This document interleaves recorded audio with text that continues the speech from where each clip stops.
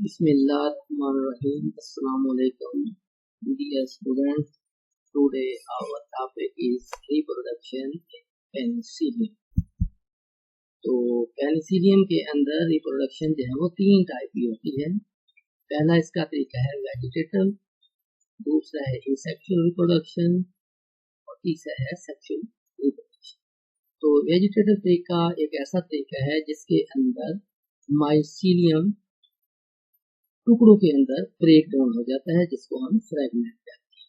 Each fragment then grow individually like the mother mycelium, यानी जितने भी टुकड़े बन जाएंगे और हर टुकड़ा जो है वो इंडिविजुअली अलग-अलग जो है वो उसी तरीके का जस्ट लाइक मदर माइसीलियम की तरह डेवलप कर जाएगा।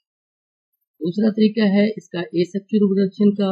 इसमें अंदर थोड़ा सा फर्क ये है कि इसके अंदर special type of structure develop होती है, जिसको हम कहते हैं कोनिडिया।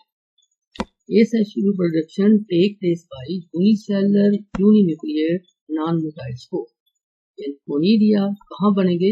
एक स्पेशल टाइप स्ट्रक्चर है जिसको हम इरेक्ट टाइप ब्रांच है जिसको हम कोनिडियोफोर कहते हैं।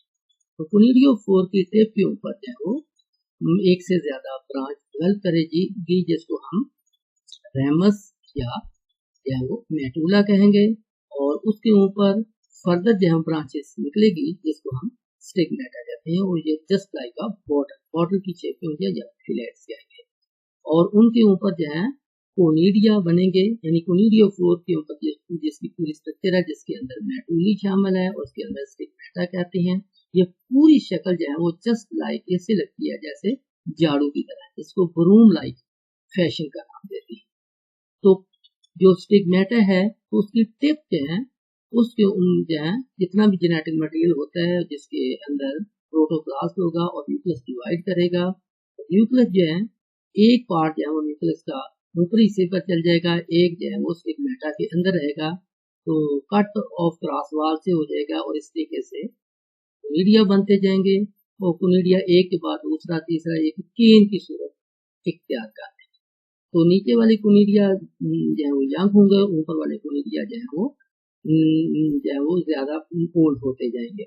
तो आफ्टर मैचुरेशन जब यानी जवान हो जाएंगे कोनिडिया, तो ये सेपरेट कर देंगे मदर सेल से, और सूटेबल उनको जब कंडीशन मिलेगी और suitable substratum they germinate by developing germ tube, और इस तरीके से उनके न्यूक्लियस जो है प्रॉपर तरीके से जर्मिनेट करने के बाद माइसीलियम बनेंगे, जिसको सेपरेट और ब्रांचाइज माइसीलियम का नाम देंगे। तो जो बेहतरीन सबसे ज्यादा तरीका है जो कि पायदार भी है और जिसके अंदर पेनिसिलियम अपने आप को ज्यादा महफूज करता है, जेनेटिक वेरिएशन के साथ है, वो सेक्सुअल रिप्रोडक्शन है। तो सेक्सुअल रिप्रोडक्शन जो है आइसोगैमस टाइप की हो सकती है, लेकिन यहाँ पर हम ज्यादा तफसील जो आपको बताएंगे वो है ओगैमस टाइप। तो ओगैमस टाइप की सेक्सुअल रिप्रोडक्शन जो है उसके अंदर अगर हम देखें तो दो चीजें हैं। मेल सेक्स ऑर्गन जो है जिसको हम एंथीडिया कहेंगे, और फीमेल सेक्स ऑर्गन को हम एस्कोगोनियम कहेंगे। तो एस्कोगोनियम जो है जिसको हम कहेंगे कि इरेक्ट है, ट्यूब की तरह है, ट्यूबुलर स्ट्रक्चर है, arise from the vegetative filaments. तो जिसको वेजिटेटिव हाइफी कहते हैं, वहां से डेवलप करेगी, आउटग्रोथ होगी, जिसका ऊपर वाला हिस्सा जो है वो कर्व शेप इख्तियार कर देगा। तो जितने भी इसके अंदर जो न्यूक्लियस है, न्यूक्लियस जो है वो डिवाइड करेंगे और इसके नतीजे से 32 to 64 न्यूक्लियाई जो है वो डेवलप कर देंगे। तो ये न्यूक्लियाई जो होते हैं उसके बाद साथ साथ जो है वो आफ्टर मैचुरेशन बोथ जो एस्कोगोनियम होगी, साथ ही उसके बाद एंथीडियम जो बिल्कुल एस्कोगोनियम के साथ वाले जो है वो सेल के साथ हाइफी हुई होगी, तो वहां पर डेवलप कर देगी, या उसके नेबरिंग हाइफी पड़ा होगा तो वहां पर जो है वो एंथीडियम जो है वो डेवलप करेगी। तो एंथीडियम जो है वो ज्यादा बारीक होगा, सिलेंडर टाइप जो है स्ट्रक्चर होगी, और वो क्वाइल कर देगी अराउंड दी एस्कोगोनियम।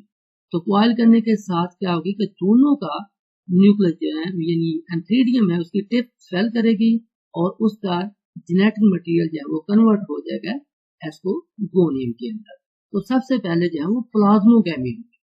तो प्लाज्मोगैमी जब होगी तो उसके नतीजे से सेपरेशन प्रोसेस होगा जिसके अंदर सेल जो है वो ज्यादा बन जाएंगे और हर सेल के अंदर दो दो न्यूक्लियस जो है वो अरेंज करेंगे और वो जो दो दो सेल जो है वो अरेंज करेंगे तो उस तरीके से हम उसको कहते हैं डाइकैरियन।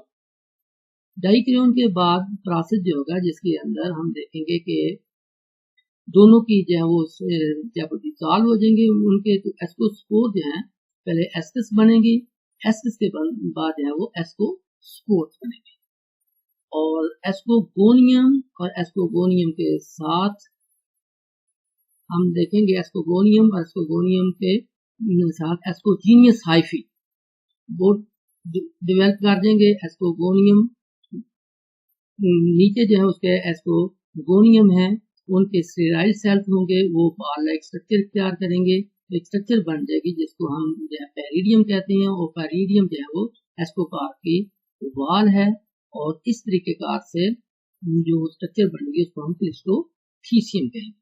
तो क्लिस्टोथीसियम के अंदर जो है वो सबसे पहले एस्कस जो है जिसके अंदर एस्कोस्पोर बनेंगे वो डिसॉल्व होंगे और जब उसके बाद क्लिस्टोथीसियम की वाल डिसॉल्व होगी तो एस्कोस्पोर जो है वो रिलीज हो जाएंगे और रिलीज होने के बाद जो है वो एक मिनी माइसीलियम को